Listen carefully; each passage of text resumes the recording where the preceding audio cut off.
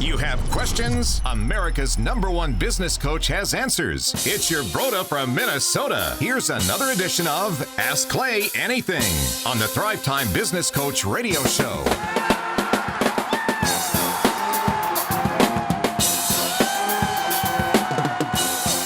You know, Thrive Nation, we are just a few days away from our December 7th and 8th workshop. It is going to be unbelievably awesome. We have Michael Levine, the PR consultant of choice for Nike, for Prince, for Pizza Hut. He's going to be speaking there. He's the PR consultant of choice for President Bush, for President Clinton. He'll be speaking. We've got Ken Schmidt, the man who was once in charge of Harley-Davidson and their marketing efforts between 1985 and 1999. He's going to be speaking. I will be there. Dr. Robert Zellner will be there. It is going to be a fabulous event. If you haven't booked your tickets, book them today by going to thrivetimeshow.com. And if you're looking to save some money, if you will just subscribe to our podcast on iTunes and leave us an objective review, we will give you free tickets to the conference. And all you have to do is pay $37 for the workbook and the food.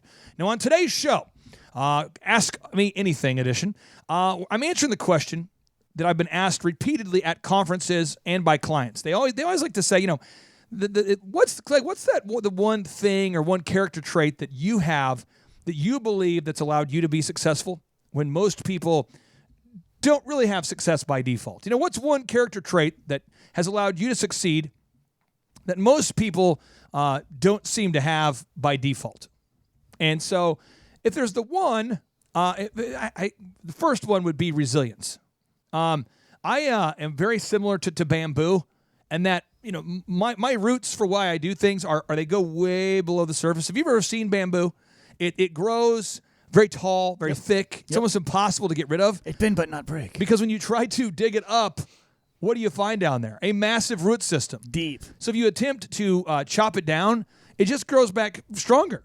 In bamboo, I mean, it's a monster if you try to get rid of it. And so whenever I started, you know, the Elephant in the Room, Men's Grooming Lounge, or Thrive, or DJ Connection, I will not stop. And it doesn't matter how long it takes, but I have financially fortified myself, or I have made the trade-offs needed. So my wife and I, when we were starting DJ Connection, I had 3 jobs. She had 2. We turned off our air conditioning. We turned off the heat. We lived below our means. We sold a car. You didn't take a bunch of vacations? No, not at all. Right? No vacations. Furthermore, I don't think anybody out there listening, if you're out there listening right now and you have a business that's not profitable, I don't think you should ever go on vacation until it's profitable. Right. Ever. Not one time. What's the point? Until it's profitable. I don't understand it. But anyway, so that would be my one trait is resiliency. That's a big thing. But a couple other traits that I think are important to share is I don't struggle with boredom. Now, this is as it relates to my business. Like, I will not start a business if I'm going to get bored with it. So when most people get bored and start looking for something new, that's when I bore down. So I'm not really into like new houses and new cars and new girlfriends and new friends and new apps and new business ideas or new shiny objects. I'm just myopically focused on being fruitful before I multiply. It's so important that you don't allow yourself as a business owner to get distracted. You've got to stay focused. So, Chubb, I want you to break down these first 2 character traits. One, this concept of resiliency. The clients that you've worked with who've had massive success, how big of a role does their resilience play in their success? Well, you have to know that, I mean, just in life, but especially growing and running a business, that obstacles are going to come up. Things are going to try to prevent you to getting to your goals. And if you let every one of those, every time you fall off of the horse or the bike, you just stay down there and you don't push yourself to get back up and keep going, you're going to fail. And you're going to fail quickly because it's going to happen often. So you have to be resilient. What about people that struggle with boredom, Chubb? They can't bore down. How big of a factor does the ability to stay myopically focused on one idea for a decade, if need be, to make a company successful? What role does that play in the success of your clients? It happens a lot. I see that a lot of times people are almost to that, you know, we'll call it that Dr. Z level, where he's got all of the systems and people in place where he can manage his businesses. He doesn't have to be in the day-to-day. And people get 70, 80% of the way there, and they want to start their next new thing. They want to go ahead and start focusing on this other product or complementary service they could introduce, when really what they need to be focused on is how they train their employees, because that's the limiting factor now. You can increase the marketing, you can increase the sales, but if you don't have a team that can do it, why are you focusing on a whole new product or service? We have work to do here.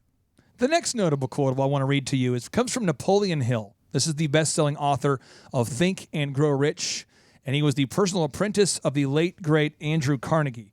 He writes, "Patience, persistence, and perspiration make an unbeatable combination for success." Patience, persistence, and perspiration make an unbeatable combination for success.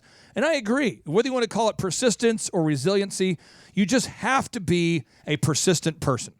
Patience. You have to not get bored with your business. You have to stay focused on it for a long time. And then third, perspiration. You have got to outwork everybody. Yeah. You just have to put in that kind of grind if you want to have success, Chuck. You have to have that sort of a work ethic. I had a couple more that came to mind as we were talking. Sure. I want to share with everybody. And one thing that I've especially learned from you, I learned this from my mom and dad, watching them, how they handled their business as well. But you have to have the ability to hold yourself to a higher standard. Therefore, you can hold people accountable. Right? So if you are the grinder, if you are the perspiration guy, you're going to be able to hold your team accountable without any reservations, because you know that you hold yourself to a higher standard.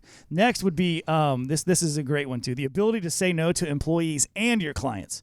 I see so many business owners that will never tell their clients no, and it ends up ruining their lives. Even like the better their business does, the worse their life is. That is so true. I would say saying no is something that I don't know why I don't struggle with it. I think stuttering as a kid, I really held most of humanity in such a low regard that, because, when you're a kid and you stutter, I think pretty much everybody makes fun of the kid who stutters, with an exception of maybe 10%.